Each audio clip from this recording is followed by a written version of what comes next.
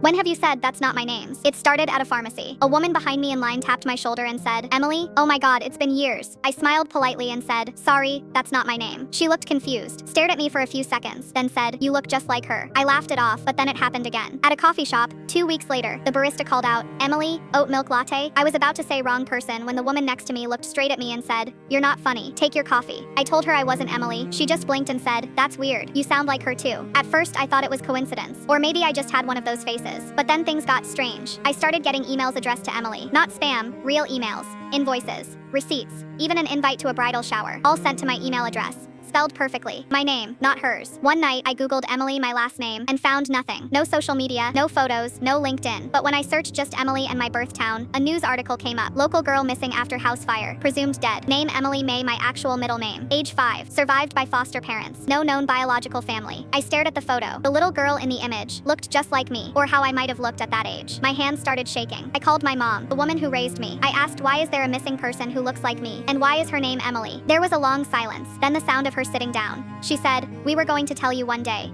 Your birth name was Emily. But after the fire, we changed it. I froze. The fire. She said, your biological parents died in it. You were barely alive. We took you in, gave you a new life, a new name. Suddenly, everything made sense. The woman at the pharmacy, the coffee shop, the emails. They weren't accidents.